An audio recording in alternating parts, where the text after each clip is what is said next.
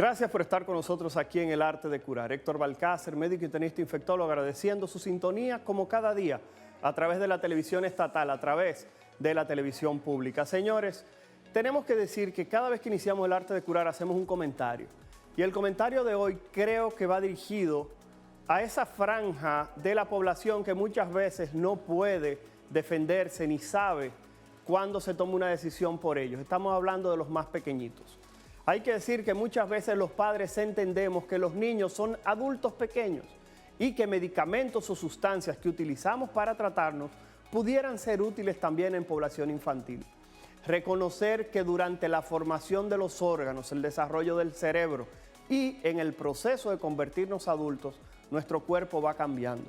Un antibiótico que podemos utilizar cuando somos adultos en los niños se pudiera asociar a disminución del tamaño del bebé, porque podría posteriormente cerrar esa línea de crecimiento en los huesos.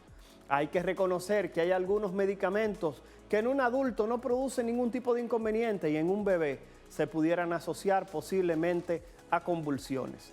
En este sentido, no nos podemos cerrar a los ojos de que los niños no son adultos pequeños, que usted no es médico y que cuando una persona termina la profesión de medicina necesita tener 3 años de especialidad para convertirse en pediatra y luego cursar de 2 hasta 5 años para hacer una subespecialidad.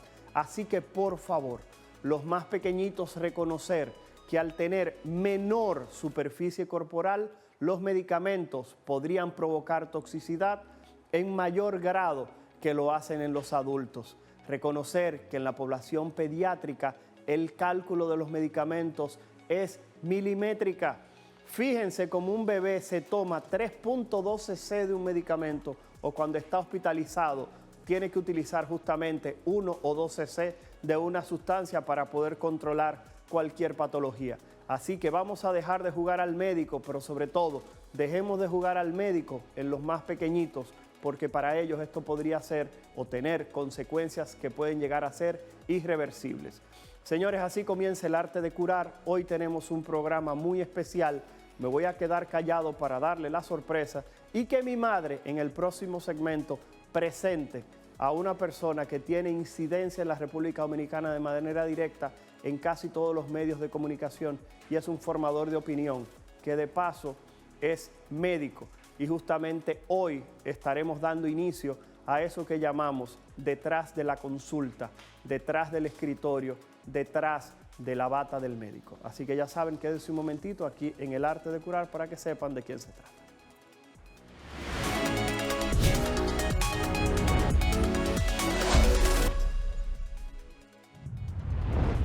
Bienvenidos sean todos y todas al Arte de Curar, este espacio que ha hecho de la medicina preventiva su objetivo principal.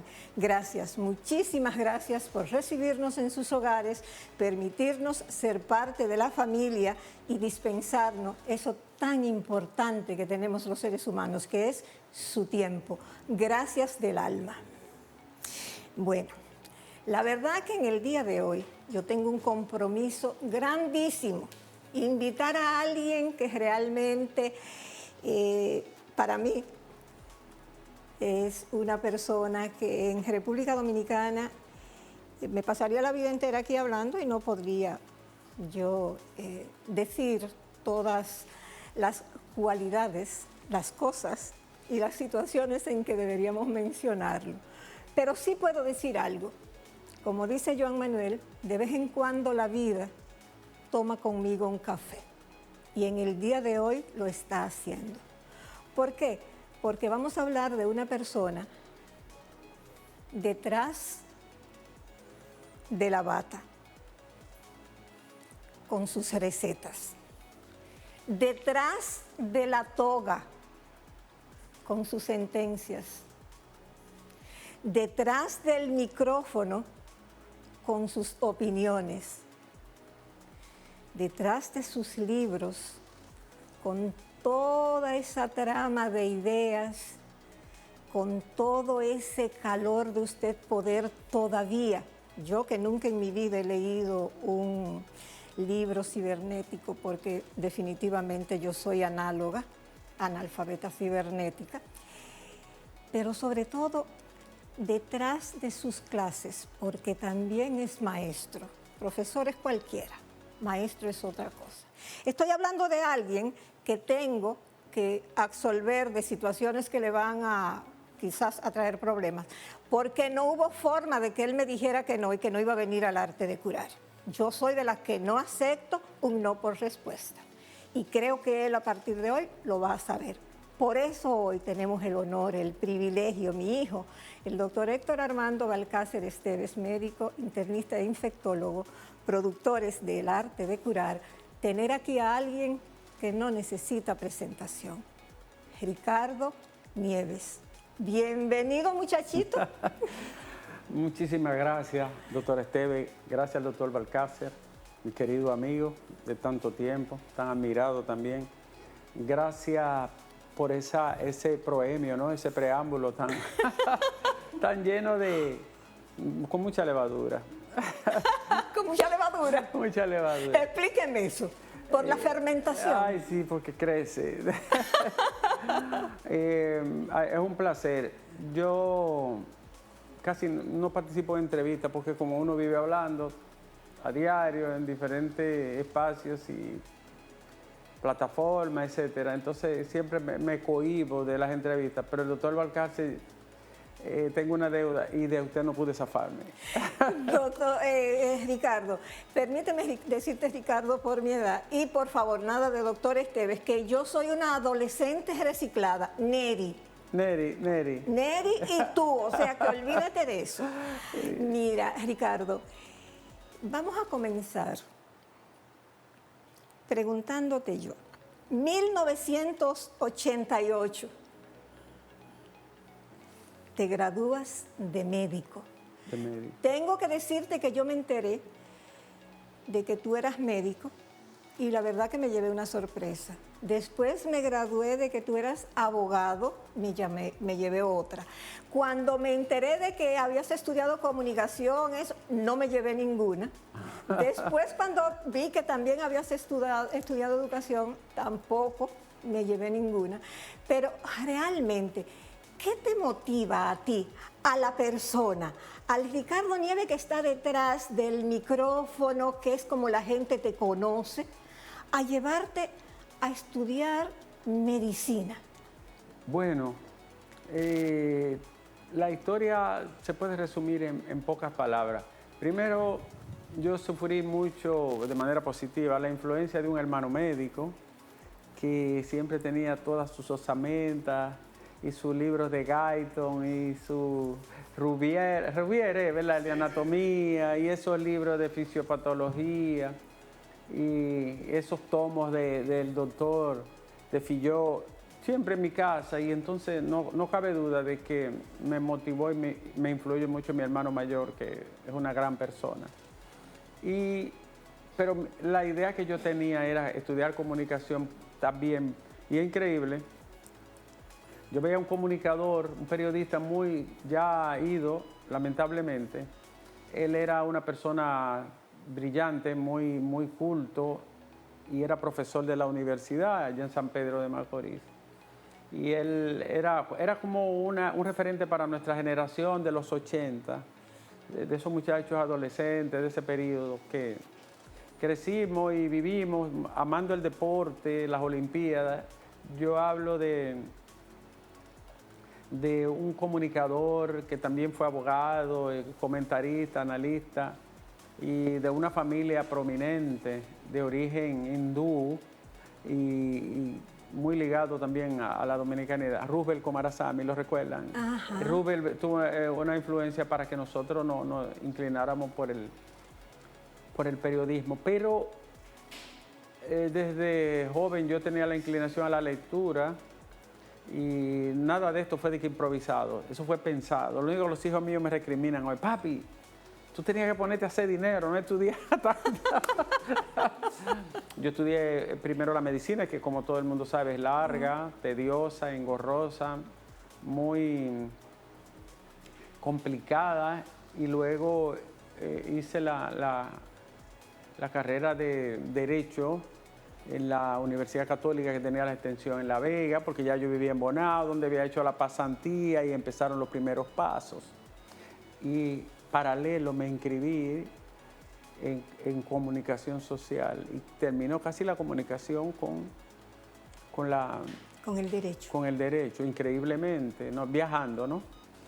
Y empezaba entonces a ser docente, pero yo necesitaba dominar los fundamentos de la pedagogía, de la didáctica, de la epistemología, de la metodología de enseñanza. Y entonces hice la cuarta carrera de grado, que es la pedagogía. A partir de ahí entonces empezaron los viajes, sobre todo en el campo del derecho, que es donde más me he especializado para el enfoque de la docencia, porque el ejercicio no me atrae ni me gustó tanto nunca.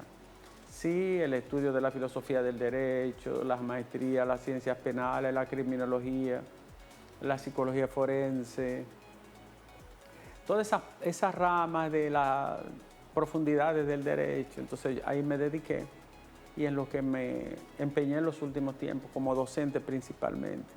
Y había estudiado filosofía en el camino y por lo tanto me convertí en profesor de ética, que hasta el día de hoy sigo siéndolo. En las diferentes ramas de ética médica, de ética jurídica, de ética pública, que es la que más me atrae. Es lo que más te atrae, pero no obstante, yo cuando estuve investigando más cosas sobre ti para el programa, vi que también hiciste maestrías, doctorados, subespecialidades en medicina también, y en todas las carreras donde estuviste, pero también en medicina. Y lo ejercí todo. Y eso es lo que te iba a decir, Sí. Y también ejerciste. En ese ejercicio en la medicina, ¿cuál fue tu mayor satisfacción? ¿Cuál fue tu mayor reto? Trabajar con niños. ¿Sí? Trabajar con niños y trabajar con la iglesia. Yo trabajé 22 años con la iglesia en el nivel de base, donde está la gente más pobre, más vulnerable. Y eso me marcó para siempre. Y eso fue una experiencia maravillosa porque vamos a decir que me humanizó más, me hizo mejor persona y entender la levedad de la vida, lo corta que es la existencia, lo nada que nos llevamos, el valor de la generosidad, del altruismo, de la compasión. Eso me moldeó, porque mi madre era una mujer muy ligada a la iglesia y yo venía ya como con ese, vamos a decir, con esa aura, ¿no? Pero al yo entrar y trabajar como médico, eso me cambió para siempre. Ahora, hacer un doctorado fue muy duro porque yo decidí hacer un PhD y lo hice en el campo del derecho y fue a una universidad extranjera, gracias a una beca que me dio la Universidad Autónoma. Y hice ese doctorado con la Universidad del País Vasco en España, tuve que viajar, tuve que tomar mucha docencia, tuve que estudiar mucho, sacrificarme ya teniendo familia, teniendo hijos, porque me casé muy joven. Y entonces el doctorado, vamos a decir que es como el pulimento, ¿no? Porque ya es un nivel intelectual y de exigencia intelectiva muy alto. Y a partir de ahí, pues entonces yo me dediqué en pleno a la docencia ya en tercer nivel y cuarto nivel, aquí fuera del país. Tú dices que ejerciste la medicina, ejerciste el derecho, has tenido el gran privilegio de ejercer cada una de esas cosas que has estudiado. Sí. Ejerciste el derecho como abogado defensor, porque quiero hacerte una pregunta que es importante, ¿sí? Sí. ¿Qué sentía Ricardo Nieves detrás de la toga si tenía que defender a alguien que independientemente de lo que le dijera él, intuía que podía ser culpable? Yo me gradué en el año 97-98 en la Universidad Católica, Pontificia Universidad Católica y Tecnológica del Cibao, y empezaba en ese periodo posterior la reforma procesal y la reforma penal de la República Dominicana. Yo había hecho un posgrado en ese campo, entonces ya tenía como un paso adelante. Pero cuando yo me involucré en el campo del derecho, yo sabía que mi vocación no era ser un hombre de los tribunales, porque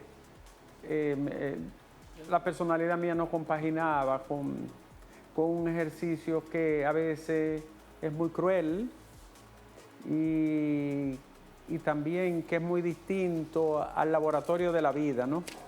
No es lo mismo la carrera en los libros, en las academias, que en la vida misma. Es muy complejo. Yo siempre defendí a víctimas, es lo que usted me pregunta. Pero aún así uno se decepciona porque sufre mucho. Y me di cuenta que no, mi vocación no estaba en él. Y asumí entonces la tarea de las aulas. Soy profesor desde el año 2003, por ahí, 2003, 2004, de posgrado, maestría. En la Universidad Autónoma, he estado en la Pucamaima, fui profesor en UNIBE de Filosofía del Derecho, de la Escuela del Ministerio Público. Vamos a decir que soy uno de los profesores casi fundacionales de la Escuela del Ministerio Público. A partir del ejercicio docente, ya dejando toda la práctica, me salí mucho del país, fui a Panamá, Costa Rica, Uruguay, Centroamérica y Estados Unidos. Soy profesor invitado de 2 universidades. Pero mi vocación estaba en quedarme aquí, sobre todo trabajar con los estudiantes de la Universidad Autónoma de Santo Domingo, donde me he desempeñado como docente durante casi 20 años. Ricardo Nieves, el tiempo, tú mejor que yo sabes, sí, en televisión, en los medios de comunicación. Y más que nosotros los comunicadores hablamos mucho. Demasiado. A veces uno dice, no, yo voy a hacer la presentación cortita, o voy o no voy a hablar. Y que va, no puede. Pero en este segmento, lamentablemente, el tiempo se nos terminó. A nuestro regreso, Héctor Armando, mi hijo, mi Loli amado, va a venir a entrevistar a Ricardo Nieves. Yo a Ricardo no puedo ponerle ningún título delante. Lo siento, lo lamento, pero no puedo, Ricardo. Gracias, tengo Neri. que serte honesta. En este segmento Héctor vuelve, pero en el próximo yo voy a estar aquí en todos los demás, porque no te me vas a salvar. Tú y yo tenemos muchas cosas que hablar. Volveremos, Dios mediante. Claro que sí. No se vayan. Regresamos después de la pausa con Ricardo Nieves, porque todavía hay mucho más.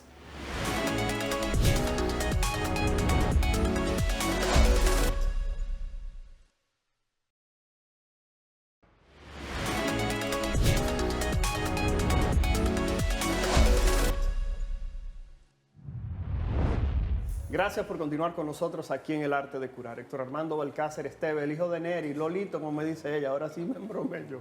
Pero nada, señores. Aquí, continuando en El Arte de Curar, tenemos un invitado especial, ya lo hemos dicho, el doctor Ricardo Nieves, doctor en diferentes áreas. Tiene un PhD en Derecho, es médico de profesión y su primera formación, pero asimismo comunicador.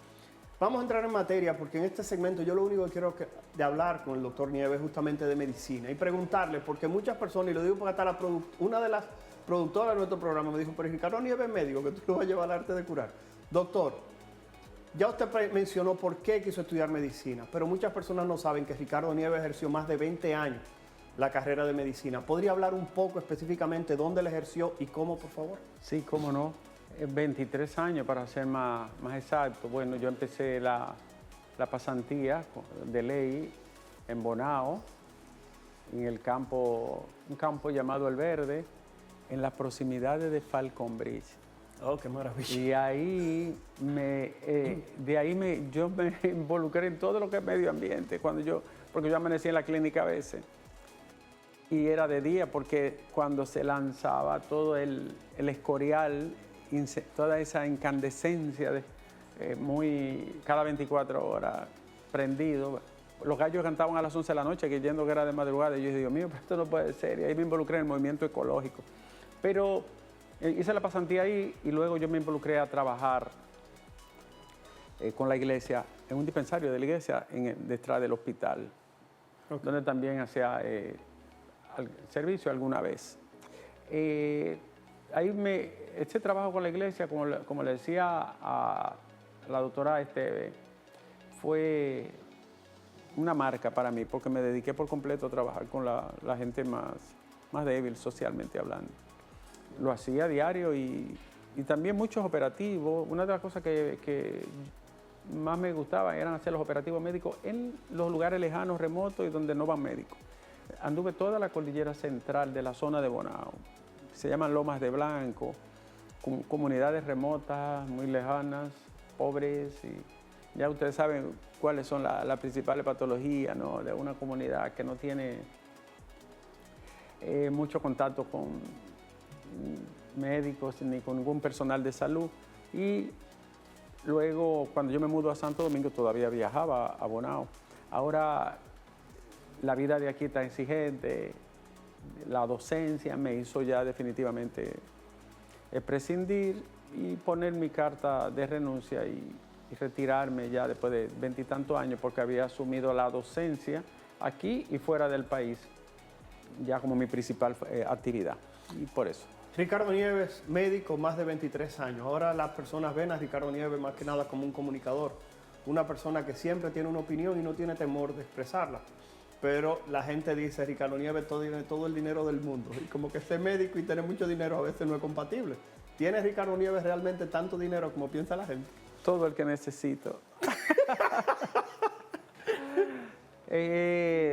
La gente, es un tema tabú, a la gente no le gusta hablar de eso. Sí. Porque el dinero no solo es muy necesario, demasiado necesario, sino que el dinero también como artículo que se intercambia da estatus social. No, claro. Y el ser humano busca el prestigio y el estatus desde que está en la caverna. Ahora, yo tengo muy clara mi prioridad con respecto al dinero. No, o sea, yo lo necesito, lo uso, me gusta, pero no lo idolatro. Ni lo he convertido en una prioridad existencial para mí. Y todo lo que me he ganado, que no es mucho, lo he invertido en la educación de mis hijos. Eso no es lo que piensa la gente, pero no hay problema. Eso fue un pequeño desvío, porque yo sé que tú el que está viendo el arte de curar, lo que está preguntando es, Ricardo es rico, dejó la medicina porque es multimillonario. No soy rico, no lo voy a hacer, ni tampoco me interesa. He trabajado para las cosas que son muy fundamentales, como dije anteriormente, la educación de mis hijos y mantener un nivel de vida digno. Pero a mí no me sobra ni un pollo. Excelente, doctor. Vamos a caer entonces en otra pregunta que creo que el personal sanitario, así como aquellas personas que tienen hijos estudiando medicina, y muchas personas no lo saben, pero el doctor Ricardo Nieves, su descendencia está ligada también a la medicina. Sí. En formación de especialidad, sin pasar en la parte de la indiscreción en su vida privada. Pero quiero hablar de algo que sé que al doctor Ricardo Nieves le ha apasionado, que ha escrito mucho.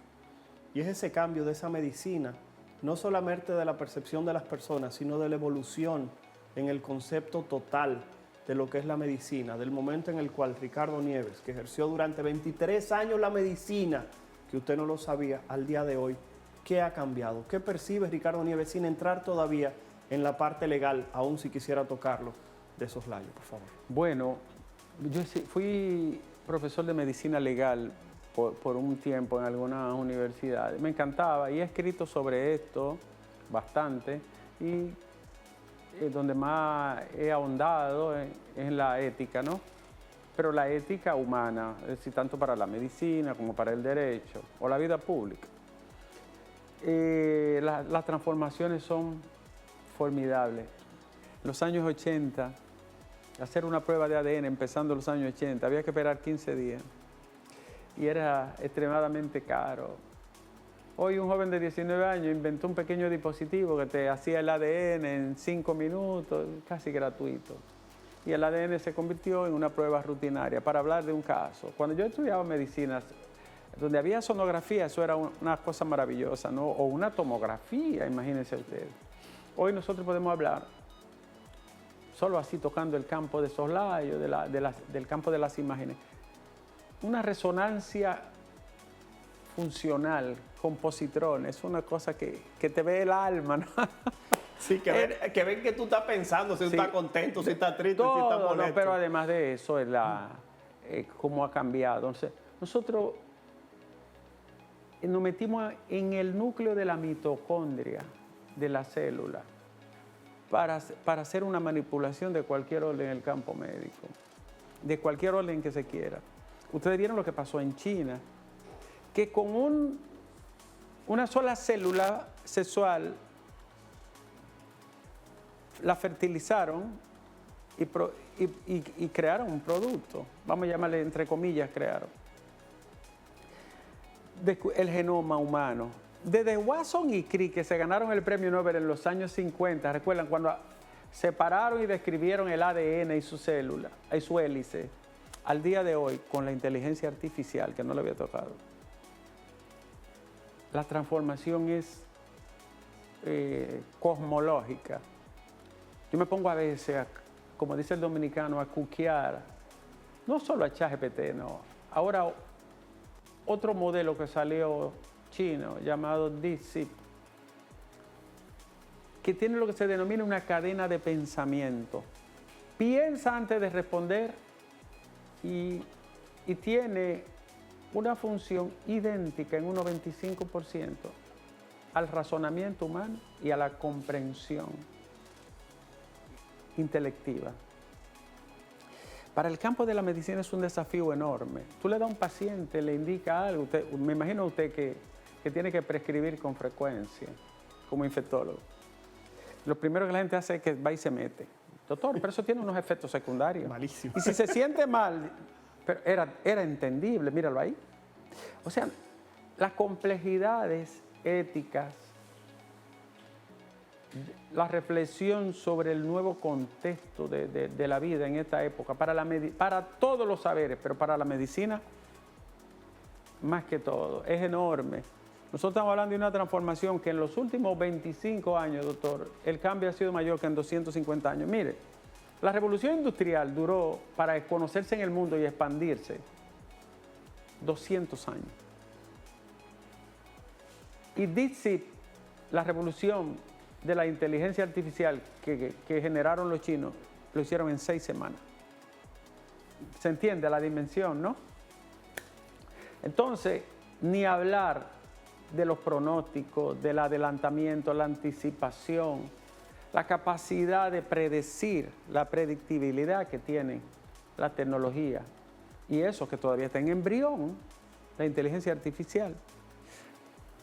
Yo siempre menciono el médico español que de Barcelona le sacó un riñón a un paciente chino a 9.000 kilómetros de distancia, con un robot allá y un robot él aquí. Y el médico dirigió su robot en Barcelona y ese robot dirigió el robot chino y le sacaron el riñón al paciente sin sangrado, con recuperación inmediata, sin complicaciones. Ricardo Nieves, entonces Eso es algo formidable. Doctor, permítame entonces preguntarle, ¿por qué tantas ideas de las personas de que la medicina antes era mejor? Cuando uno conversa con el individuo, te dice que antes los médicos eran mejores. Solo hay que preguntarle a la gente cuánto era la esperanza de vida antes y cuánto es hoy. Ya ahí mismo quedó respondido. En el año 80, 82, 83, que todavía yo estaba estudiando el bachillerato, la esperanza de vida de nosotros eran 60 y 62 años. Hoy un dominicano dura 79 años. La esperanza de vida de un chino en el año 50, después que China se convirtió en la República Popular China, la esperanza de vida eran 35 años. Y hoy un chino está rondando los 80 años. Todo eso se debe a la alimentación y la medicina. Eso es un absurdo pensar que era mejor. Lo que sí antes existía era Vamos a ver. una vocación consagrada, no mercantilista, no monetizable únicamente, que el médico era como, junto con el cura y el profesor, eran como unos arquetipos o paradigmas que eran ejemplos para toda la comunidad, con un respeto formidable.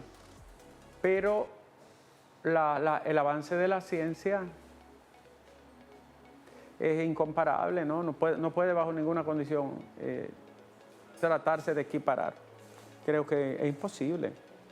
Doctor Ricardo Nieves, cayendo entonces ahora en la parte que se desprende de eso, usted hablaba de esa visión de esa ultrafigura del médico, del Sí. cura, del profesor, del profesional en sentido general. Sí. La gente decía, él fue a la universidad. La pregunta es la siguiente. Hemos observado un incremento de las demandas médicas y algunas personas no entienden. Algunas personas dicen que estamos copiando lo que pasa en países desarrollados como los Estados Unidos. La pregunta ¿es eso o es que ha ocurrido algo que no nos hemos dado cuenta, tanto el personal sanitario como la población, y que posiblemente no lo estamos percibiendo y que en algún momento nos pararemos y diremos, bueno, acá, ¿qué es lo que está ocurriendo? Lo que ha acontecido es una transformación del mundo vida que ha cambiado todo. La medicina fue una rama respetable que garantizaba de forma pública el acceso y el derecho humano a la salud. Al convertir el nuevo pensamiento que prevalece, ¿no?, la medicina en otro campo del mercado, abrió las apetencias no solo para una mayor expansión del servicio médico como una oferta dentro de las tantas que tiene el mercado, sino también a las apetencias a los persecutores de dinero a través de las demandas. Hay países donde no existe la criminalización de la práctica médica, sí, porque se considera que el médico es la única persona que no te provoca un daño nunca en condiciones normales con intención y voluntad de lesionar, dañar o de producir un daño o una alteración. Todo lo contrario. Yo escribí un artículo hace unos meses que se llama Médico Sentenciado, una reflexión ético-jurídica. El otro aspecto es que nos hemos quedado con un plexo de leyes muy atrasadas que nos regulan los procedimientos clínicos y quirúrgicos. No se cumple con eso que en medicina y en otros campos llamamos la Lex Artis, que es todo el sistema de protocolos, reglamentaciones que rigen la práctica, establecen controles y rigores para el ejercicio. Entonces, al desregularizarse todo, también hay proclividad a las faltas, a los errores y a la falencia y a lo que llamamos iatrogenia. Pero eso es común en toda la sociedad. Estados Unidos mueve miles de millones de dólares al año por el tema de la iatrogenia. Es un campo muy complejo, la sociedad cambió, la medicina entró en el renglón del mercado y por lo tanto todo lo que entra en el mercado es demandable. Por eso ha aumentado también. Señores, estamos conversando con el doctor Ricardo Nieves. Vamos a ir a la pausa y en el último segmento, mi madre y un servidor, tendremos justamente la última conversación aquí, sintiéndonos privilegiados porque el doctor Ricardo Nieves lo chantajeamos lo suficiente para que viniera aquí al arte de curar. No se mueva, regresamos en un momento.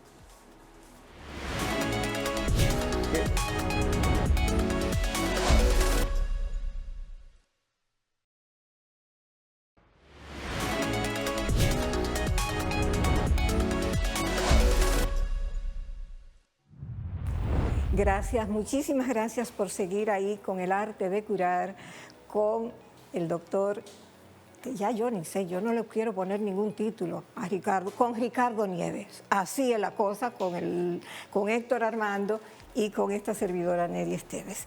Ricardo, Jerico, cuando Héctor Armando te hizo la pregunta, a mí me encantó porque es algo que la gente siempre vive especulando, pero esa concepción de Jerico varía de persona a persona, sí, y yo creo que para ti tiene que ser una concepción totalmente diferente. Si nos ponemos a ver, las cosas más importantes de la tierra son gratis. El abrazo de tu hijo, una bocanada de aire, cuánto le hubiese dado una gente en una UCI cuando tenía el COVID por una bocanada de aire y no podía. Entonces, eso de Jerico es una situación tan, como tú decías, que trae a colación aquello de la levedad del ser, aquella insoportable levedad del ser que tú hablaste ahorita al principio. Entonces, Jerico. Bueno, déjeme decirle que el doctor Balcácer y yo somos amigos hace tiempo y lo había entrevistado y todo esto, pero nos hicimos más amigos durante el COVID. ¿Usted sabe por qué? Porque yo lo molestaba mucho con pacientes infectados de COVID, sobre todo gente de Bonao. Eso no lo sabe mucha gente porque era muy discreto. Y él nos ayudó muchísimo con eso. Incluso él no se acuerda, pero él llegó hasta ver pacientes, creo. Fue a verlo a su casa, un hombre tan ocupado y tan demandado. ¿De qué ocupado? No, bueno. Tan demandado. Mire, en el sentido humano de la palabra, yo me considero una persona rica. Yo quería tener un poco de conocimiento y lo conseguí. Yo quería lograr una buena paz interior y la conseguí. Para mí esos son tesoros. Y yo quería tener una familia buena, humilde y saludable, y la conseguí. Creo que es el tesoro más valioso que pueda tener un ser humano. Tengo una esposa maravillosa, que es la persona más íntegra que yo he conocido. Tengo 3 hijos que se parecen muchísimo a ella, humildes, nobles, estudiosos y buena gente. ¿Qué más yo puedo aspirar en la vida? Leer una poesía que me encanta, escuchar una música clásica o bachata, sentarme en una mecedora con una pantufla y hacerle bien al que pueda, o por lo menos no hacerle daño a nadie. Ya es todo lo que uno puede hacer. ¿A qué más voy yo a aspirar? Rico, por eso decía Soy millonaria. Eso fue un boche callado. Es el problema de este Mire, espacio. Tú estás viendo me dio un boche. Yo siempre digo, ni Pepín se compara conmigo. No, mi amor, no fue un boche. Sí, hombre, sí, pero no importa. La gente que está viendo el arte de curar ahora por primera vez se dará cuenta. Doña Arely le mandó fuego al hijo en el aire. Ahorita lo sube uno de soportar. Ricardo Nieves, algo que quedamos justamente, doctor, en el otro segmento fue específicamente lo que hablábamos de las demandas médicas. Sí. Y usted decía que hay países que no penalizan con prisión al médico, y yo voy a utilizar una frase del doctor Peñanina. Él decía lo siguiente: hay 2 tipos de errores médicos. Un error médico en el cual un cirujano, en un procedimiento de emergencia, opera a un paciente, se le queda una compresa adentro, cierra al paciente y años después se dan cuenta que se quedó una compresa. Sí. Ese médico lo demandan y el médico siente que hizo algo mal porque se quedó una compresa adentro. Es algo que no debió haber ocurrido, independientemente del contexto de emergencia o del corre-corre que ocurrió. Pero existe el otro médico, y voy a citar a un ginecólogo, que hace una cesárea, nace el niño, no se para el sangrado, el médico entra, hace el procedimiento que tiene que hacer, transfunde a la madre, saque el útero en el peor de los casos, sigue transfundiendo a la paciente, la lleva intensivo y la madre muere como quiera. Aún el médico hace lo último que podía hacer. Entonces, lamentablemente la medicina, independientemente de que este programa se llame El Arte de Curar, es el arte, no es una ciencia, porque lamentablemente 2 y 2 en medicina en ocasiones da 765. Entonces queríamos, por favor, quizás Ricardo Nieves diciéndolo, se sensibiliza a alguien que pueda entender que la medicina no se arroja para prisión a los médicos. El ejemplo que ha propuesto es exactamente lo que yo pienso y con frecuencia utilizo como parámetro. La medicina es tan compleja y el organismo humano es de una complejidad tan grande que usted agarra y le saca una piedra de la vesícula, un litos a un paciente de 30 años, de 160 libras, saludable, sin problema, y hace todo lo necesario y el paciente sale bien. Y llega otro paciente con la misma característica, 30 años, ningún problema de salud, todos los análisis bien, pero se complica. ¿Por qué se complicó si todo se ha hecho lo correcto? Si no ha habido ninguna falta ni falla. Por ahí idiosincrasia. Porque cada órgano es distinto, porque cada célula es distinto, porque cada quien responde diferente a un bisturí, al medicamento, a la sustancia. Por eso el médico es un profesional de medios, no de resultado, porque si fuera de resultado, fuera Dios.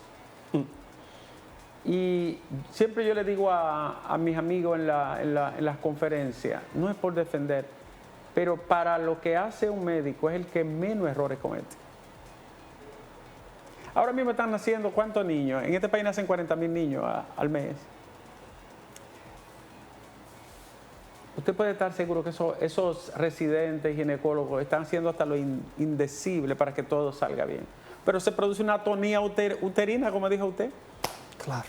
Una atonía uterina es que el útero no cierra y por lo tanto no hay vasoconstricción. Y el sangrado. Y ese sangrado es una llave, que es un órgano que, por cierto, sangra mucho.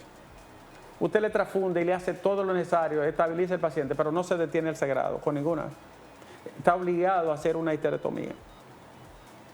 Pero al tener que ir más allá, la histerectomía se complicó. Eso sobrepasa la capacidad humana y técnica del médico. O sea, el médico es falible en la técnica y falible en lo humano. Por eso las sociedades como las escandinava, nórdica, que es donde mejor se vive en la tierra, en todos los sentidos, han prescindido de la persecución penal del médico. Aquí se utiliza como una presión de chantaje. Por dinero. Le daña la vida, el patrimonio, la carrera. A una persona, que es otro aspecto, usted es ginecólogo, usted es infectólogo, usted tiene 30 años tratando de enfermedades infectocontagiosas y problemas de infecciones, pero un día llega una bacteria, una Klebsiella, una pseudomonas, la que fuere, que es resistente a todas, y ese paciente se le complicó y tuvo un resultado inesperado. Pero usted ha salvado en 30 años todos los pacientes que han llegado a su mano y que entraron en UCI incluso. Pero ese día se le complicó el paciente. Ya la carrera suya se juzga por eso. Entonces eso es algo que es ilógico. Uno de los problemas que tenemos nosotros es que los médicos no saben defenderse. Porque el mundo, por ejemplo, al cambiarse las normas, la 4201 de salud y la 8701 de seguridad social, todo eso se transformó, pero sin transformar el sistema normativo que rige verdaderamente la práctica médica en todos los órdenes. Aquí no hay un código del ejercicio de la salud. Aquí no hay un código médico de especialidad médica, ni siquiera eso. De procedimientos. Sí. Aquí no hay un código de procedimiento que diga, mire, este es el parámetro, a partir de ahí usted no tiene responsabilidad, a partir de ahí usted tiene responsabilidad. Que se establezca un lindero. ¿Cuándo usted es responsable y cuándo no es responsable? Cuando usted dijo que es un arte, es realmente un arte. Por eso la ley que debe regir este ejercicio maravilloso es la ley del arte que prima y ordena el ejercicio médico. Esa musa de la que tú hablabas, cuéntame, ¿cómo entra a tu vida y lo que significa? De una manera bien resumidita, porque nos quedan 2 minutos. Pero usted, la doctora Valcárcel, si usted la ve, va a decir, ¿y cómo fue? Yo he visto fotos y Sí, realmente... es muy bella, es muy bella. Bueno, yo le voy a decir la verdad, yo no sé cómo fue. ¿En qué lugar se enamoró de ti? Mire, le iba a decir finalmente que también una de las debilidades que tiene el ejercicio es que los médicos se olvidaron de escribir. No quieren escribir. Y al no escribir, no dejan evidencia de lo bueno que han hecho la cosa, o de lo regular, o de lo insustancial. Miren, señores, para que ustedes vean, el tiempo se nos acabó. Por favor, comprométete públicamente. Me comprometo públicamente y podemos hablar de demandas nada más y de responsabilidad. No, vamos a hablar de muchas cosas. Penales y civiles. Mami quiere hablar de comunicación. Es de comunicación que quiero hablar contigo. Los medios de comunicación determinan como la gente del mundo. Es correcto. Gracias por la invitación, gracias al personal, el equipo aquí formidable de muchachos. Jóvenes, camarógrafos, director, los técnicos, todo, luces, todo maravilloso. Además, este lugar ha cambiado un mundo, Yo creí que yo iba a encontrar aquí los espíritus de Trujillo. No, esto está nuevo. Señores, muchas gracias por su sintonía. No hemos pasado ya del tiempo. Aquí no han hecho más señas que un catcher. Señores, muchas gracias por su sintonía. Espero que hayan disfrutado la entrevista con Ricardo Nieves. La pueden buscar en redes sociales, en YouTube, en Instagram, en Facebook, donde sea. Por favor, escribe y recomiende el programa que usted quisiera ver y el profesional que quisiera que sentáramos para que usted conozca el médico justamente detrás de su ejercicio. No se muevan y hasta la próxima.